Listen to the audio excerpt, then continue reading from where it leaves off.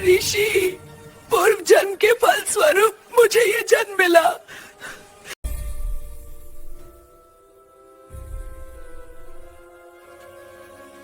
नमस्कार, आपका स्वागत है। दोस्तों, एक छिपकली ने बताया है कि जो स्त्री अपने पति को वश में रखती है और जो पति अपनी पत्नी को दासी बनाकर रखता है, उनके साथ क्या होता है। अगर आपके भी घर में छिपकलियां रहती है तो उन छिपकलियों का और आपका पूर्व जन्म का एक गहरा संबंध है। आखिर वह छिपकलियां आपके घर में क्यों आती है, उनकी कौन सी इच्छाएं होती है, क्यों आपकी पत्नी उन छिपकलियों से डरती है या उनसे इतनी नफरत करती है। इसके पीछे बहुत ही गहरा रहस्य है जो श्री कृष्ण ने देवर्षि नारद को बताया है। इसीलिए आप इस वीडियो को अंत तक जरूर देखें। इससे आपको समझ में आ जाएगा कि आपके घर की छिपकलियों का और आपका पूर्व जन्म का कोई संबंध है। तो चलिए दोस्तों, बिना देरी किए आपको बताते हैं।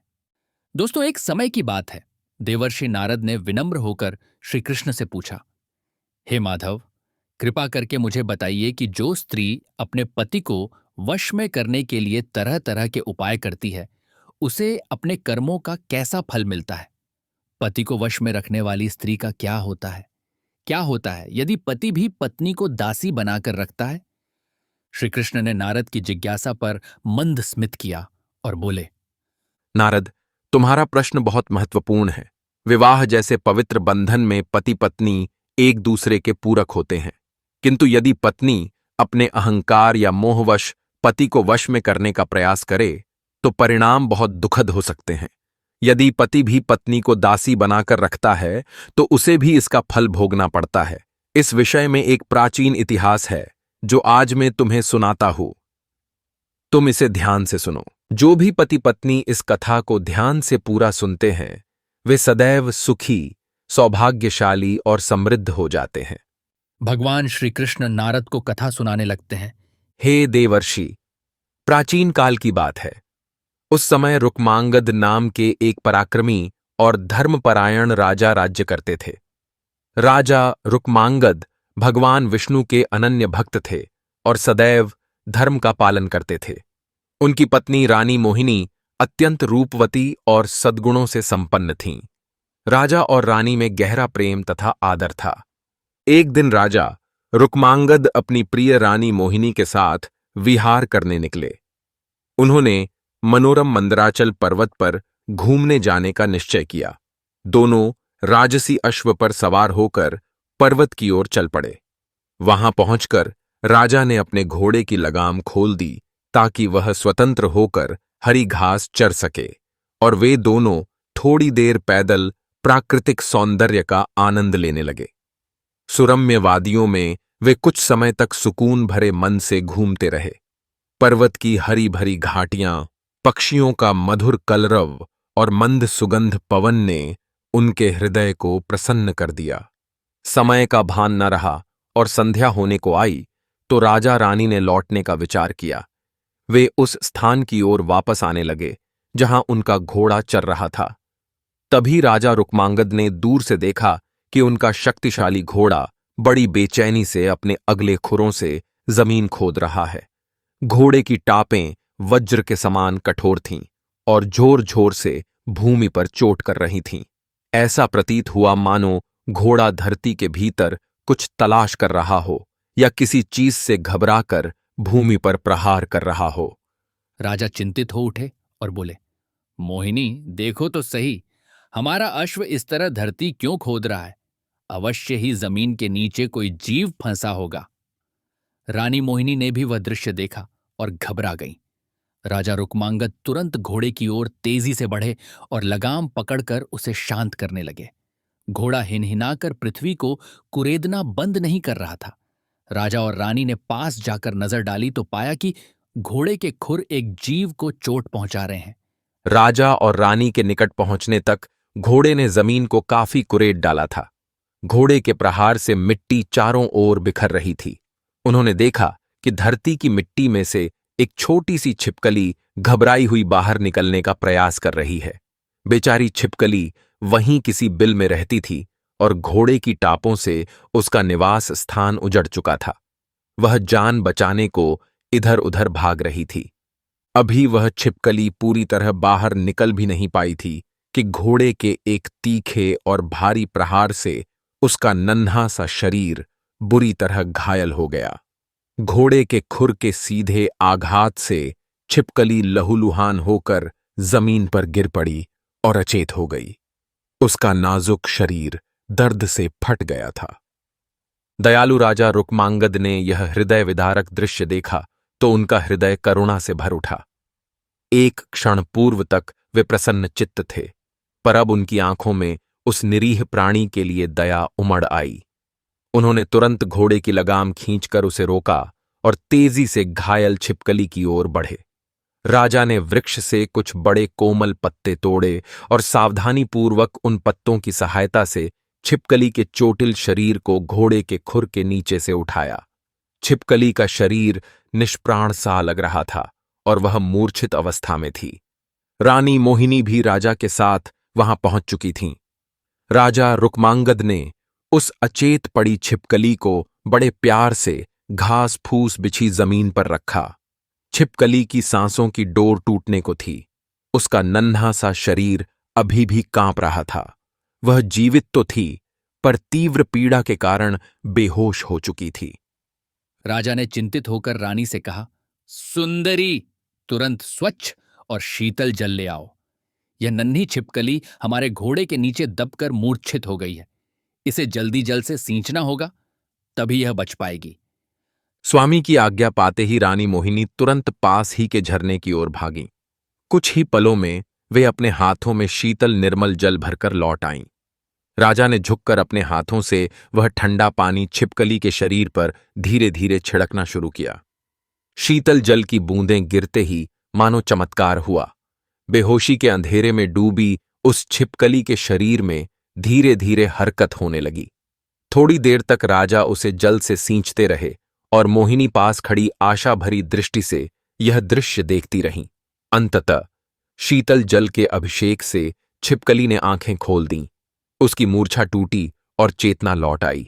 घायल होने के कारण उसके शरीर में अत्यंत पीड़ा थी, फिर भी उसने करवट लेकर अपनी नन्ही आंखों से राजा को देखा। राजा रुक्मांगद ने राहत की सांस ली और कोमल स्वर में बोले, भगवान का शुक्र है, यह अब चेतना में आ गई है। रानी मोहिनी ने भी संतोष व्यक्त किया। हाँ स्वामी, ठंडे पानी से इसे सचेत होते देर नहीं लगी। आपने बिल्कुल ठीक समय पर इसे बचा लिया। छिपकली कुछ क्षण तक दर्द से करवट बदलती रही, फिर उसने मानो साहस जुटाकर अपनी आंखें पूरी तरह खोलीं। सामने राज दंपत्ति को खड़े देख वह समझ गई कि इन्हीं के प्रयास से उसकी जान बची है। उस निरीह जीव ने कृतज्ञता भरी दृष्टि से राजा रुक्मांगद की ओर देखा। राजा ने दयालु मुस्कान के साथ उसके सिर पर हल्का सा स्पर्श किया, मानो आश्वासन दे रहे हों कि अब वह सुरक्षित है। तभी एक अद्भुत घटना घटी। जमीन पर पड़ी वह साधारण सी छिपकली सहसा मानवीय शब्दों में बोलने लगी। दुर्बल और कांपती आवाज में उसने राजा को संबोधित किया। महाबाहु रुक्मांगद महाराज, आपने मुझ पर जो अनुग्रह किया है उसके लिए मैं हृदय से आभारी हूँ। आप जैसे पुण्यवान राजा के सानिध्य में आने से मुझे अब सब कुछ ज्ञात हो गया है। यह सुनकर राजा और रानी दोनों आश्चर्य में पड़ गए। अरे ये क्या? यह छिपकली तो मनुष्य की वाणी में बात कर रही है। राजा ने हाथ जोड़कर उस छिपकली से पूछा, हे देवी, आप कौन हो और आपकी ऐसी दशा किस कारण से हुई है? और आप मनुष्य के वाणी में बात कैसे कर पा रही है? कृपया मुझे अपना वृत्तांत विस्तार से सुनाओ ताकि मैं आपकी सहायता कर सकूं। तब वह छिपकली बोलने लगी, हे राजन, कृपया मेरी बात सुने। मैं कोई साधारण छिपकली नहीं हूँ, बल्कि अपने पूर्व जन्म के कर्म फल भोग रही एक पापिनी आत्मा हूँ। अगर आपकी कृपा न होती तो आज मेरा जीवन समाप्त हो जाता। आज जब आपके जैसे भगवान विष्णु के परम भक्त का सानिध्य मुझे प्राप्त हुआ तो मुझे मनुष्य की तरह वाणी प्राप्त हो गई और मुझे मेरे पूर्व जन्म के सभी कर्म भी याद आ गए हैं। इसीलिए मैं आपको मेरे पूर्व जन्म का चरित्र सुनाती हूँ, तभी आपको मेरे इस दुख का कारण समझ में आएगा। उस छोटे से प्राणी के ऐसे वचन सुनकर राजा रुक्मांगद भी आश्चर्यचकित थे। किंतु वे धर्म और अध्यात्म के गूढ़ रहस्यों से भली भांति परिचित थे। उन्होंने मन ही मन सोचा कि निश्चय ही यह कोई पूर्व जन्म का प्राणी है जो शापवश या पापवश छिपकली बना है। उन्होंने तुरंत अपने आश्चर्य को संभाला और पृथ्वी पर झुककर नरम स्वर में बोले, हे भोली प्राणी, निस्संकोच अपना वृत्तांत सुनाओ। मैं ध्यानपूर्वक सुनूंगा। तुम्हारे कष्ट का कारण जानना हमारा कर्तव्य है। तुम निश्चिंत होकर सब बताओ। छिपकली ने कराहते हुए कहना आरंभ किया, महाराज, मेरा पूर्व जन्म का नाम पद्मावती था। मैं एक ब्राह्मण की पत्नी थी और रमणीय शाकल नगर में रहती थी। उस नगर में सुहाने बाग बगीचे और पवित्र मंदिर थे।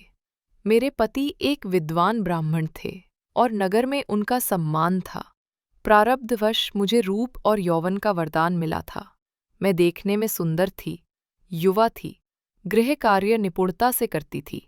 मैंने मन, वचन और कर्म से अपने पति की सेवा करने में कभी कमी नहीं रखी। फिर भी प्रभो, दुर्भाग्य से मैं अपने स्वामी की प्रिय नहीं बन सकी।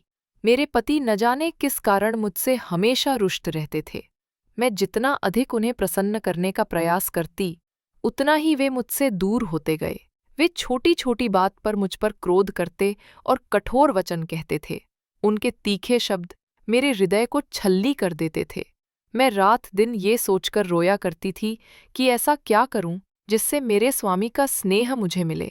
एक पत्नी के लिए इससे बढ़कर पीड़ा क्या होगी कि उसका पति उससे नफरत करे या दूसरों में आसक्त हो। छिपकली बोलने लगी, जी हाँ राजन, मेरे स्वामी का मन मेरे प्रति नहीं था।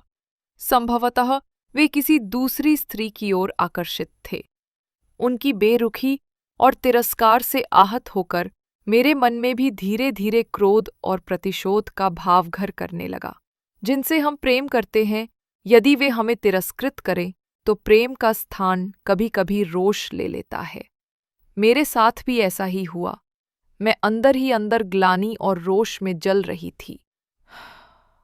आखिर एक दिन क्रोध और दुख में भरकर मैंने निश्चय किया कि अब अपने पति को किसी भी तरह अपने वश में करके रहूंगी। मैं उन्हें दिखा देना चाहती थी कि मेरी उपेक्षा करना उन्हें महंगा पड़ेगा। मेरे मन में एक दुराव उभर आया था कि चाहे जैसे भी हो, मुझे अपने पति के हृदय पर अधिकार प्राप्त करना है, भले ही उसके लिए किसी भी उपाय का सहारा लेना पड़े। उस समय दुख और क्रोध ने मेरे विवेक पर पर्दा डाल दिया था। मैं अपने कर्तव्य पथ से भटक रही थी। ये मुझे तब समझ नहीं आया। मेरे मन में बस एक ही धुन सवार थी, मुझे अपने पति को वश में करना है, चाहे इसके लिए मुझे किसी तांत्रिक उपाय का ही सहारा क्यों न लेना पड़े। छिपकली रूपी उस स्त्री की आत्मा ने गहरी सांस ली और फिर बोली, महाराज, अपने विक्षुब्ध हृदय की आग लिए मैं समाधान ढूंढने घर से निकली।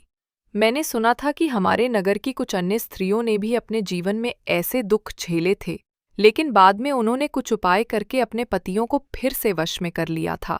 मैंने निश्चय किया कि पहले मैं उन्हीं स्त्रियों से सलाह लूंगी जो अपने पतियों द्वारा त्यागी या सताई गई थीं और जिन्होंने अंततः उन्हें पुनः अपने वश में कर लिया था। मैंने नगर की कुछ बड़ी बूढ़ी स्त्रियों से संपर्क किया, जिनकी कीर्ति ऐसी थी कि उन्होंने वशीकरण द्वारा अपने बिछुड़े पतियों को वापस पा लिया था। उन स्त्रियों ने मेरे दुख की गाथा सुनी। वे भी कभी मेरे जैसी ही पीड़ित रही थीं, इसलिए मेरी व्यथा समझ सकती थीं। मेरे आंसू और क्रोध से भरे शब्द सुनकर उन्होंने मुझे दिलासा दिया। उनकी आंखों में एक अजीब सी चमक थी, मानो वे कोई गहरा रहस्य जानती हों। उनमें से एक ने मुझसे कहा, बेटी, तेरे पति अवश्य तेरे वश में हो जाएंगे। हमने भी अपने जीवन में यही पीड़ा झेली है और एक उपाय से हमें सफलता मिली। मैंने उत्सुकता से पूछा, माताओं, कृपया बताइए उस उपाय के बारे में। मैं कोई भी कीमत चुकाने को तैयार हूं जिससे मेरे पति का हृदय बदल जाए। दूसरी स्त्री बोली, यहाँ हमारे नगर से कुछ दूर एक सिद्ध साध्वी रहती है। वे एक सन्यासिनी है। तंत्र मंत्र और औषधियों में उन्हें बड़ी सिद्धि प्राप्त है। हम सबके पतियों को उन्होंने ही अपनी दी हुई औषधि और मंत्रों के प्रताप से वश में करा दिया। तुम्हारे लिए भी वही एक उपाय है। तुम उस सन्यासिनी के पास जाओ, वे तुम पर अवश्य दया करके मदद करेंगी। उन स्त्रियों की बात सुनकर मेरे मन में आशा जगी। मुझे लगा मानो अंधेरे में एक रास्ता मिल गया हो। मैंने तुरंत निर्णय लिया कि मैं उस सन्यासिनी के पास जाऊंगी। उन औरतों ने मुझे सन्यासिनी का ठिकाना समझा दिया। वह नगर के बाहर एक घने वन में एक छोटी कुटिया में रहती थी। अगले ही दिन प्रातः मैं बिना विलंब किए उस वन की ओर चल पड़ी। कुछ दूर पैदल चलने के बाद मुझे पेड़ों के बीच हवा में धुएं और अगरबत्ती की सुगंध महसूस होने लगी। पास जाने पर एक छोटी सी कुटिया दिखी जिसके अंदर से धीमा धुआं उठ रहा था। मेरा हृदय जोर जोर से धड़कने लगा, लेकिन अपने लक्ष्य को ध्यान में रख मैंने हिम्मत जुटाई और भीतर प्रवेश किया। अंदर धुंधलका सा था। अगरबत्ती की महक फैली थी और एक दीपक टिमटिमा रहा था। कोने में राख से ढंकी एक धूनी जल रही थी। वहीं एक कृशकाय वृद्ध सन्यासिनी आंखें मूंदे बैठी थीं। उनकी जटाजूट बिखरी थी और शरीर पर भस्म लगाए वे बड़ी डरावनी प्रतीत हो रही थीं। मेरे कदमों की आहट सुनकर उन्होंने धीरे से आंखें खोलीं। उनकी आंखों की चमक असामान्य थी। मैंने हाथ जोड़कर कांपते स्वर में उन्हें प्रणाम किया और अपना परिचय देते हुए आने का प्रयोजन बताया। प्लीडिंगली विनीत स्वर में मैंने कहा, माता जी, मेरा वैवाहिक जीवन संकट में है। मेरे पति मुझसे घृणा करते हैं और संभवतः किसी अन्य स्त्री में आसक्त हैं। मैं उनके प्रेम के लिए व्याकुल हूँ और उन्हें अपने वश में करना चाहती हूँ। कृपा करके मेरी सहायता करें। सुना है आप शक्तिशाली औषधियाँ एवं मंत्र जानती हैं, जिससे पति का हृदय परिवर्तन हो जाता है। मेरी बात सुनकर उस तपस्विनी के होठों पर एक हल्की मुस्कान आई। उन्होंने भारी आवाज में उत्तर दिया, बेटी, तुम्हारा दुख समझ सकती हूँ। पति का विचलित होना स्त्री के लिए भारी कष्टदायक है। मैंने कई बहनों की सहायता की है। ईश्वर ने चाहा तो तुम्हारी भी सहायता होगी। फिर वे उठकर कुटिया के एक कोने में गईं और एक छोटी मंजूषा संदूकची से 2 चीजें निकाली। लौटकर उन्होंने मेरे हाथ में एक छोटी पुड़िया और लाल धागे का बंधा हुआ एक रक्षा सूत्र रखा। उन्होंने समझाया, इस पुड़िया में एक विशेष चूर्ण है। इसे आज रात्रि प्रदोष काल में जब संध्या ढल रही हो, 1 गिलास दूध में घोलकर अपने पति को पिला देना। ये चूर्ण ग्रहण करते ही तुम्हारे पति के हृदय में तुम्हारे प्रति आकर्षण जाग जाएगा और वे किसी अन्य स्त्री की ओर देखने का साहस नहीं करेंगे। साथ ही इस रक्षा सूत्र को मंत्र सिद्ध किया गया है। इसे उसी समय अपने पति के गले में बांध देना। इसके प्रभाव से तुम्हारे पति का मन भटक नहीं पाएगा और वो तुम्हारी बातों को मानेगा। मैंने सन्यासिनी माताजी के चरण छुए और फूट फूट कर उनका आभार व्यक्त करने लगी। उन्होंने कहा, अब विलंब मत करो, शीघ्र जाओ। परमात्मा तुम्हारे पति पर दया करे। मैं उज्ज्वल आशा लिए वो चूर्ण और रक्षा सूत्र लेकर घर लौटी। उस समय मेरे हृदय में एक अजीब सी संतुष्टि थी कि अब मेरे दुखों का अंत होने वाला है। मुझे पूरा यकीन था कि अब मेरे पति मेरे चरणों में होंगे और मेरा जीवन सुखी हो जाएगा। छिपकली रूपी पद्मावती की आवाज भर्राने लगी थी, मानो उस पाप की स्मृति मात्र से वह कांप उठी हो। फिर भी उसने अपनी करुण कथा जारी रखी। राजन, उस दिन मैंने बड़े धैर्य से संध्या होने की प्रतीक्षा की। मेरा हृदय जोर से धड़क रहा था। उत्सुकता, भय और क्रोध सभी मिलकर एक तूफान सा मचा रहे थे भीतर। प्रदोष काल का समय आते ही मैंने रसोई में गाय के दूध का एक प्याला गर्म किया। हाथ कांप रहे थे, पर मैं संकल्प ले चुकी थी। मैंने धीरे से वह चूर्ण दूध में मिला दिया। दूध में मिलाते ही वह चूर्ण घुलकर अदृश्य हो गया, मानो उसमें कुछ था ही नहीं। लेकिन मेरे मन में उसकी शक्ति को लेकर कोई संदेह नहीं था। उस शाम मेरे पति जब घर लौटे तो वे कुछ थके थके से और चिंताग्रस्त लग रहे थे। शायद वे किसी चिंता में डूबे थे। मैं रोज की भांति उनके लिए भोजन परोसने आई, लेकिन उस दिन मेरे मन में एक गुप्त उत्साह था कि अब मेरे दुखों का अंत निकट है। मैंने बड़े प्रेम से उन्हें भोजन परोसा और अंत में वह दूध का प्याला उनके सामने रख दिया। संध्या का धुंधलका चारों ओर फैल चुका था। पास ही एक दीपक जल रहा था जिसकी लौ स्थिर थी। मैंने आग्रहपूर्वक कहा, स्वामी, ये दूध पी लीजिए। आज विशेष रूप से आपके लिए केसर डालकर दूध गर्म किया है। शायद मेरा इतना मधुर और आदरपूर्ण व्यवहार उन्हें आश्चर्य में डाल रहा था, पर वे मना ना कर सके।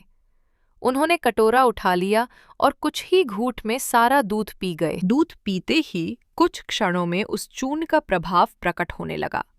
मेरे पति के चेहरे का रंग अचानक फीका पड़ने लगा। पहले तो उन्हें हल्की खांसी उठी, फिर माथे पर पसीने की बूंदें चमक आईं। मैं मन ही मन घबरा उठी। ये कैसा बदलाव शुरू हो गया? वे उठकर खड़े होना चाह रहे थे, पर तुरंत लड़खड़ाकर वापस आसन पर गिर पड़े।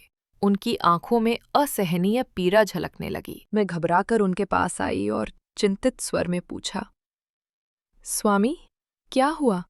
अचानक आपकी तबीयत कैसी हो गई? मन में भय था, पर एक कोने में शैतानी संतोष भी था कि मेरे प्रयास का असर शुरू हो चुका है। मेरे पति ने करहाते हुए पेट पकड़ लिया। उन्हें पेट में तीव्र दर्द उठा और वे वहीं भूमि पर लेट गए। उनकी सांस धौंकनी की तरह चलने लगी और चेहरा पीला पड़ गया। ऊपर से मैं व्याकुलता का अभिनय कर रही थी, पर भीतर मेरे अहंकार को तुष्टि मिल रही थी कि जितना अपमान मैंने सहा था, उसकी सजा उन्हें मिल रही है। पर महाराज, कुछ ही देर में स्थिति मेरे नियंत्रण से बाहर होती दिखी। उनके पूरे शरीर में अजीब सी जड़ता छा गई। तीव्र ज्वर ने उन्हें घेर लिया। उनका शरीर कांप रहा था और वे पसीने से नहा गए। मैं डर तो गई थी, फिर भी खुद को दिलासा दिया कि शायद ये दवा का प्रारंभिक असर भर है, लेकिन मन में गहरी आशंका थी। रात बढ़ती गई और मेरे पति की अवस्था भयानक रूप से बिगड़ती चली गई। वे तड़प तड़प कर कभी बिस्तर पर गिरते तो कभी दर्द से भूमि पर लौटते। उनकी हालत देख मेरा कलेजा कांप उठा। ये तो मैंने सोचा ही न था कि वशीकरण का परिणाम इतना भयानक होगा। मैं बुरी तरह घबरा गई थी। मेरे पति को जैसी पीड़ा हो रही थी, उसे देखकर पत्थर दिल भी पिघल जाता। मैं जल्दी से उन्हें संभालकर किसी तरह बिस्तर पर लिटा पाई। उनकी आंखें पीड़ा से लाल हो चुकी थीं और शरीर तपकर अंगारा बना हुआ था। 1-2 दिन के भीतर ही उनकी सेहत बुरी तरह गिर गई। तेजस्वी देह खोखली होती चली गई। उनका चेहरा सूख कर पीला और आंखें भीतर धंस गईं। राजन, उस अभागे चूर्ण के दुष्प्रभाव से मेरे स्वामी को क्षय रोग हो गया था। वे दिन ब दिन क्षीण होते गए। उनके गुप्त अंग में एक भयानक घाव हो गया था, जिसमें संक्रमण फैल गया और कीड़े पड़ गए थे। ये अत्यंत भयावह दृश्य था। मैंने अपने क्रोध में जो रास्ता चुना था, वो आग बनकर सब कुछ भस्म करने को उद्यत था। मेरे पति जीवन और मृत्यु के बीच झूल रहे थे। मेरा गर्व अब डर और पछतावे में बदलने लगा था। मैं मन ही मन भगवान से प्रार्थना करने लगी कि किसी तरह मेरे पति ठीक हो जाएं। मुझे अब अपनी भयंकर भूल का एहसास होने लगा था। मेरे पति बिस्तर पर पड़े पड़े निरंतर कराहते और आहें भरते रहते। कभी कभी वे दर्द के मारे चीख उठते और फिर बेबस होकर मुझे पुकारने लगते, सुंदरी, ओ सुंदरी, मुझे बचा लो। मैं तुम्हारा दोषी हूं। मैंने तुम्हारा दिल दुखाया, लेकिन अब मुझ पर दया करो। मैं तुम्हारा दास हूं, तुम्हारी शरण में हूं। अब कभी किसी पराई स्त्री के पास नहीं जाऊंगा, कभी तुम्हें छोड़कर नहीं जाऊंगा। बस मुझे इस पीड़ा से मुक्ति दिला दो। उनकी ऐसी करुण वाणी सुनकर मेरा हृदय फटने लगा। जिन कठोर शब्दों ने कभी मेरे हृदय को छलनी किया था, आज वही मेरे चरणों में पड़कर गिड़गिड़ा रहे थे। मेरे स्वामी मेरे पांव पकड़कर रो रहे थे। वो दृश्य देखकर मेरे अंदर मानो कुछ टूट गया। बदले की आग जाने कब की बुझ चुकी थी। मेरे हठ का स्थान गहरे पछतावे ने ले लिया। मैंने घबराकर सोचा कि मैं ये कैसा अनर्थ कर बैठी। अपने प्रिय पति को इस दशा में देखकर मुझे अपने आप से घृणा होने लगी। उस क्षण मैंने निर्णय लिया कि अब किसी भी कीमत पर मैं अपने पति की जान बचाऊंगी। मैं अपने पाप को सुधारना चाहती थी, यद्यपि बहुत देर हो चुकी थी। पद्मावती रूपी उस छिपकली ने गहरी उसास भरकर आगे कहना शुरू किया। मेरे हृदय में अब पछतावा और भय के सिवा कुछ न था। मेरे पति के करुण क्रंदन ने मेरी आंखें खोल दी थीं। मैं तुरंत उठी और भागी भागी फिर उसी तपस्विनी सन्यासिनी के आश्रम पहुंची। मुझे देखते ही वे चौंक गईं, क्योंकि मैं बुरी तरह रो रही थी। मैंने हाथ जोड़कर हिचकियां लेते हुए कहा, माताजी, मुझसे भारी भूल हो गई। आपके दिए चूर्ण को पिलाने से मेरे स्वामी पर विपत्ति टूट पड़ी है। वे मृत्यु के कगार पर हैं। कृपा करके अब कोई उपाय बताएं जिससे मेरे पति की रक्षा हो सके। मुझे अपने किए पर गहरा पछतावा है। अगर मेरे पति को कुछ हो गया तो मेरा सर्वनाश निश्चित है। तपस्विनी ने मेरी दयनीय दशा देखी। कुछ देर तक वे आंखें मूंदकर शायद मन ही मन प्रार्थना करती रहीं। फिर भीतर से एक छोटी सी कटोरी में किसी औषधि का घोल लेकर आईं। उन्होंने कहा, बेटी, भगवान ने चाहा तो इससे तेरे पति का दाह शांत होगा। यह दूसरी औषधि पीते ही तुम्हारे पति स्वस्थ हो जाएंगे। इसे तुरंत जाकर उन्हें पिला दो। मैं सन्यासिनी के चरणों में गिर पड़ी और उनका धन्यवाद करने लगी। वे बोली, अब विलंब मत करो, शीघ्र जाओ। परमात्मा तुम्हारे पति पर दया करे। मैं आशा के अंतिम दीप को सीने में लिए उस औषधि को लेकर घर लौटी। घर पहुंचकर मैंने वो औषधि प्याले में घोलकर किसी तरह अपने अर्धमूर्छित पड़े पति को पिला दी। जैसे ही वह दवा उनके कंठ से नीचे उतरी, कुछ ही पलों में उसका चमत्कारिक असर दिखाई देने लगा। जो पति कुछ क्षण पूर्व मौत के मुहाने पर थे, वे धीरे धीरे शांत होकर गहरी नींद में सो गए। उनके चेहरे की पीड़ा कुछ कम होती दिखी और श्वासें नियमित होने लगीं। उस रात वे सुकून से सोते रहे। सुबह होते होते मानो चमत्कार हो गया।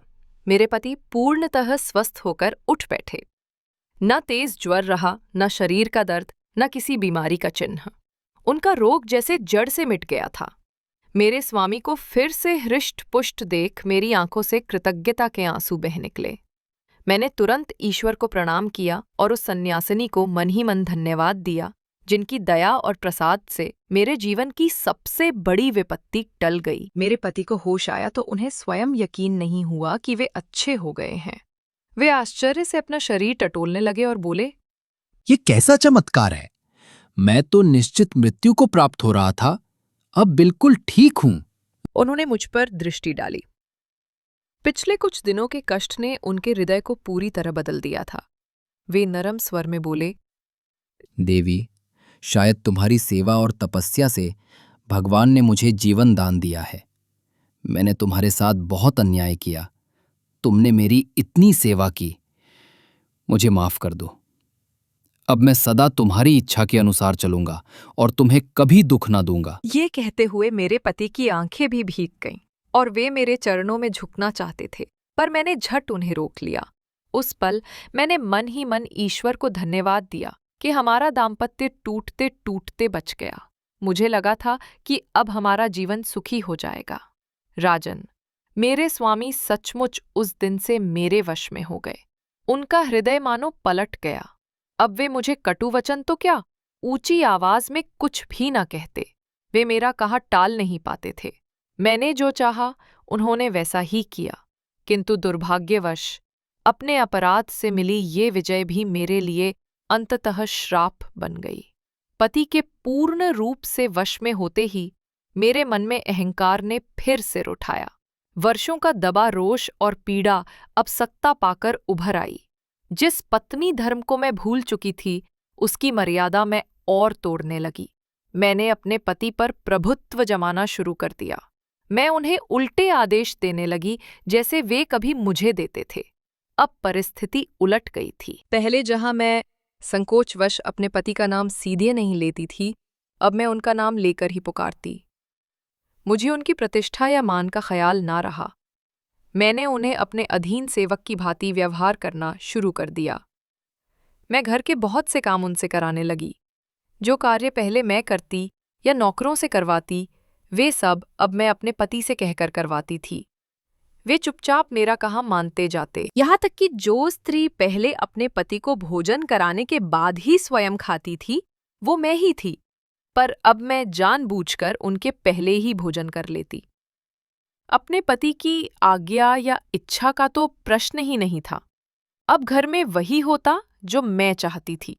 अगर कभी मेरे पति मुझे किसी बात के लिए टोकते भी तो मैं सुनकर अनसुना कर देती थी और उन्हीं पर रोब जमाती थी। महाराज, उस समय मुझे लगा था कि मैंने अपने जीवन की सबसे बड़ी लड़ाई जीत ली है।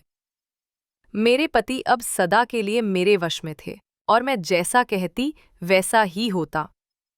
एक पल को मुझे लगा कि अब मैं संसार की सबसे सुखी स्त्री हूं। लेकिन मनुष्य अपने कर्मों से कब तक भाग सकता है? मेरे पाप ने मेरा पीछा नहीं छोड़ा। कुछ समय बीता और विधि का विधान सामने आया। मेरी मृत्यु का समय आ पहुंचा। मैं अधिक दिनों तक जीवित न रही। एक दिन इस नाशवान देह को छोड़कर मैं मर गई। मेरे प्राण निकलते ही मेरे सामने यमदूत आ खड़े हुए। उनके भयानक रूप को देखकर मेरी आत्मा कांप उठी। वे काले भुजंग आकृति वाले यमदूत मुझे बेड़ियां डालकर घसीटते हुए यमराज की सभा की ओर ले चले। स्वर्गलोक का द्वार तो क्या, मैंने यमपुर के भयानक मार्ग में ही अपने को पाया। मेरे मन में गहरा भय और पश्चाताप था, पर अब सब देर हो चुकी थी। यमराज के दरबार में मेरे कर्मों का न्याय होना था। यमराज, जो अपने न्याय के लिए प्रसिद्ध हैं, सिंहासन पर विराजमान थे। कंपाती आत्मा के साथ मुझे उनके सामने लाकर खड़ा कर दिया गया।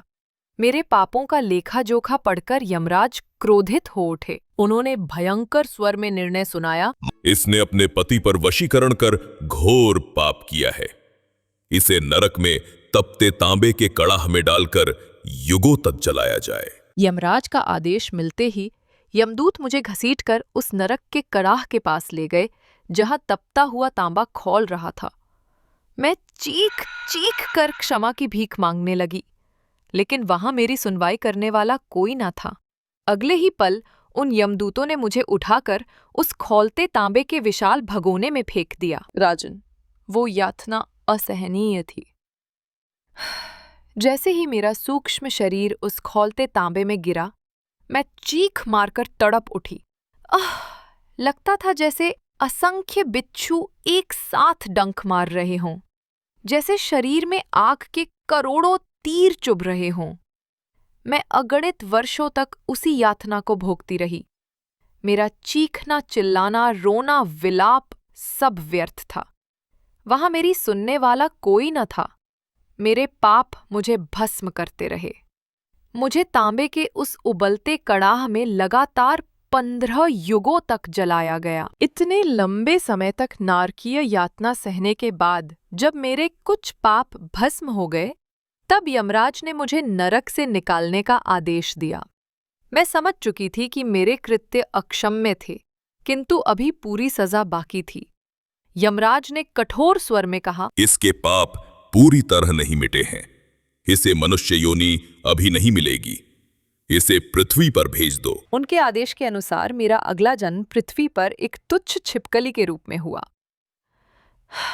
हे महाराज, इस छिपकली की देह में रहते हुए मुझे अब 10,000 वर्ष बीत चुके हैं। इतने वर्षों तक मैं इस रूप में पृथ्वी पर भटक रही हूं, कहीं किसी पुराने खंडहर में, तो कभी किसी पेड़ की खोह में, तो कभी लोगों के घरों की अंधेरी दरारों में छिप कर मैंने दिन काटे हैं। इस तुच्छ देह के साथ जीवन अत्यंत दुखमय है। न ठीक से अन्न, न जल, बस कीड़े मकोड़े खाकर जीवित रही। निरंतर 10,000 वर्षों का ये लंबा समय मैंने अपने पापों पर पछताते हुए और ईश्वर से क्षमा की भीख मांगते हुए बिताया है। हर दिन मैंने आस लगाकर रखी कि कब मेरा ये श्रापित जीवन समाप्त होगा और मुझे मुक्ति मिलेगी। न जाने कितनी बार प्रार्थना की कि कोई महापुरुष मुझ पर दया करे और मेरा उद्धार कर दे। इतना कहकर उस छिपकली रूपी स्त्री ने राजा की ओर देखते हुए अपना निष्कर्ष और विनती प्रकट की। भूपाल, ये था मेरे पाप का प्रसंग। मेरी कथा सभी स्त्रियों के लिए एक चेतावनी है। यदि कोई दूसरी युवती भी अपने पति को वश में करने का दुस्साहस करती है, चाहे वो वशीकरण मंत्र द्वारा हो या पति का अपमान करके हो, तो उसके सारे पुण्य नष्ट हो जाते हैं। ऐसी दुराचारिणी स्त्री को भी मेरे समान ही कठोर दंड मिलता है। उसे मरने के बाद तपते तांबे के बड़े कड़ाहों में जलाया जाता है और असहनीय यंत्रणाएं झेलनी पड़ती हैं। महाराज रुक्मांगद, आज मैं बड़ी आशा लेकर आपकी शरण में आई हूँ। आप परम धर्मात्मा हैं। यदि आप मुझ पर कृपा न करेंगे तो मेरा उद्धार असंभव है। मैं फिर से पाप के कुएं में गिर जाऊंगी। कृपया मुझ पर दया करें। हे महीपाल, आपने स्वयं वो पुण्य संचय किया है। आप तो इस पृथ्वी पर धर्म के साक्षात स्वरूप हैं और आपने अपने सत्कर्मों द्वारा यमराज के मार्ग को भी विध्वंस कर रखा है। अब दया करके उस पुण्य में से थोड़ा अंश मुझे दान कर दीजिए, ताकि मैं इस घोर छिपकली की योनि से छुटकारा पा जाऊं। आपके चरणों में पड़ी ये दुखिया आपसे जीवन की भीख मांग रही है। मेरे स्वामी तो पिछले जन्म में मुझसे रूष्ट थे, पर अब आप जैसे दयालु स्वामी का मुझे सहारा मिला है। कृपा करके मुझे इस नारकीय दुर्दशा से मुक्त कीजिए। हे नारद, यह कहकर छिपकली रूपी स्त्री राजा के चरणों के निकट आकर बिलख बिलख कर रोने लगी। उसकी रुद्ध आवाज, आंसुओं और दर्द भरी विनती ने वहां का वातावरण अत्यंत मार्मिक कर दिया। राजा रुक्मांगद और रानी मोहिनी ने उसकी पुकार सुनी। कुछ देर तक वहां स्तब्धता छाई रही। केवल उस स्त्री के सिसकने और झिंगुरों की आवाज पर्वत की निस्तब्धता में सुनाई दे रही थी। छिपकली द्वारा सुनाई गई इस हृदय विदारक कथा को राजा रुक्मांगद और रानी मोहिनी ने बड़े ध्यान से सुना। कथा समाप्त होते होते रानी मोहिनी के मुख पर एक अजीब सी गंभीरता छा गई थी। उन्होंने उस रोती हुई छिपकली की ओर देखा, फिर राजा की ओर देखते हुए कहा, स्वामी, मनुष्य अपने ही किए हुए कर्मों का सुख दुख रूपी फल भोगता है। इस स्त्री ने अपने पति के प्रति दुष्ट भाव रखकर छल और तंत्र का सहारा लिया। परिणाम स्वरूप यह नरक भोग रही है। इसमें आश्चर्य कैसा? इसे तो अपने कर्मों का दंड मिला है। मुझे लगता है इस पापिनी से दूर रहना ही उचित है। रानी के वचन सुनकर राजा रुक्मांगद गंभीर स्वर में बोले, मोहिनी, तुम्हारे मुख से ऐसी निर्मम बातें शोभा नहीं देती। सुमुखी सज्जन और साधु पुरुषों का आचरण ऐसा नहीं होता। सच्चे धर्मात्मा वही हैं जो दूसरों के कष्ट को अपना कष्ट समझते हैं और यथाशक्ति उसका निवारण करते हैं। जो पापी और निर्दयी होते हैं वही केवल अपने सुख की चिंता करते हैं। फिर हम क्यों न इस दुखी नारी की सहायता करें? यह अपने पाप का फल भोग रही है, पर क्या हम अपने पुण्य से इसे उबार नहीं सकते? यदि ईश्वर ने हमें शक्ति दी है तो उसका उपयोग किसी का कल्याण करने में ही होना चाहिए। सुंदरी मोहिनी, मैं निश्चय कर चुका हूं। मैं इस दुखी छिपकली को अपने पुण्यों का अंश देकर अवश्य इसका उद्धार करूंगा। ठीक उसी प्रकार जैसे प्राचीन काल में राजा ययाति का उद्धार उनके पुण्यशाली पौत्रों ने अपने पुण्य देकर किया था। यह मेरा सौभाग्य होगा कि ईश्वर ने मुझे किसी प्राणी के उद्धार का माध्यम बनाया। राजा रुक्मांगद ने यह कहकर आंखें मूंद लीं और मन ही मन भगवान विष्णु का स्मरण करते हुए अपनी बाहें आगे फैला दीं। उन्होंने दया और वात्सल्य से कांपते स्वर में आशीर्वाद दिया, हे परमात्मा, मेरे द्वारा संपादित व्रत और अन्य जितने भी शुभ कर्मों का पुण्य हो वह सब इस पीड़ित स्त्री को अर्पित करता हूं। मेरे पुण्य के प्रकाश से इसके पाप अंधकार दूर हों। विष्णु भगवान इस पर कृपा करें। राजा के इन वचनों के साथ ही एक अद्भुत चमत्कार हुआ। राजा रुक्मांगद के मुखमंडल से तेजस्वी प्रकाश निकलकर उस छिपकली के शरीर पर पड़ने लगा, मानो उनके पुण्यों की दिव्य आभा उस निरीह प्राणी को आलोकित कर रही हो। कुछ ही क्षणों में वह प्रकाश प्रखर होता गया और छिपकली का क्षत विक्षत छोटा शरीर उसमें लुप्त सा होने लगा। प्रकाश का वह पुंज कुछ देर तक फैला रहा। जब उसका तेज कम हुआ और राजा रुक्मांगद व मोहिनी ने आंखें खोलकर देखा तो जो दृश्य सामने था उसे देखकर उनके आंसू खुशी से छलक पड़े। उस स्थान पर अब छिपकली का टूटा हुआ शरीर नहीं था। वहां एक दिव्य सुंदरी स्त्री खड़ी थी। उसका रूप अद्भुत तेजस्वी था। उसने चमकते रत्नों से जटित दिव्य वस्त्र धारण किए हुए थे और आभूषणों से विभूषित थी। उसका मुखमंडल सूर्य की भांति देदीप्यमान हो रहा था, मानो स्वयं लक्ष्मी प्रकट हो गई हों। उस स्त्री ने नया जीवन पाकर आनंद से भरकर राजा और रानी को प्रणाम किया। उसकी आंखों में कृतज्ञता के आंसू थे, पर चेहरे पर असीम शांति और प्रसन्नता। उसने विनम्र स्वर में कहा, हे राजन, आपने मुझ पर अपरंपार कृपा की है। आपका यह उपकार मैं कभी नहीं भूलूंगी। परमात्मा आपको चिरायु और अपार यश प्रदान करें। इतना कहकर वह दिव्य स्त्री हाथ जोड़कर आकाश की ओर देखने लगी। उसी क्षण आकाश मार्ग से देवालय के समान एक दिव्य विमान नीचे उतरता दिखाई दिया। राजा रुक्मांगद से आज्ञा लेकर वह स्त्री उस दिव्य विमान पर आरूढ़ हो गई। अगले ही पल देवताओं के मधुर गान के बीच वह विमान आकाश की ओर उड़ चला और वह स्त्री वैष्णवों के परम धाम वैकुंठ को जाती हुई दृष्टि से ओझल हो गई। इस प्रकार राजा रुक्मांगद ने अपने त्याग और धर्म पालन से एक पीड़िता का उद्धार किया। इसके बाद राजा और रानी अपने घोड़े पर सवार होकर शांत मन से अपने राज्य की ओर लौट चले। श्री कृष्ण ने कथा समाप्त कर विराम लिया। नारद मुनि की आंखों में भी भाव विह्वलता झलक रही थी। उन्होंने विनम्रता से हाथ जोड़कर कहा, हे प्रभु, आपकी इस कथा ने मेरा हृदय खोल दिया। सचमुच जो स्त्री पति को वश में करने का पाप करती है, उसका अंत ऐसा ही दुखद होता है। यह कथा हर स्त्री पुरुष के लिए एक शिक्षा है कि दाम्पत्य जीवन में प्रेम, विश्वास और धर्म का पालन ही सर्वश्रेष्ठ मार्ग है। प्रिय मित्रों, इस कथा से हमें यह शिक्षा मिलती है कि पति पत्नी के संबंध में परस्पर आदर, विश्वास और धर्म पालन परम आवश्यक है। विशेषतः पत्नी द्वारा पति को छल, जादू या अनुचित रीति से वश में करने का प्रयास घोर विनाशकारी सिद्ध होता है। पति को परमेश्वर समान मानकर उसकी सेवा और सम्मान करना ही स्त्री का परम धर्म बताया गया है। जो स्त्री अपने पति के प्रति कपट या अहंकार का मार्ग अपनाती है, उसे जीवन में कभी सुख की प्राप्ति नहीं होती और उसे अपने कर्मों का कठोर फल भोगना पड़ता है।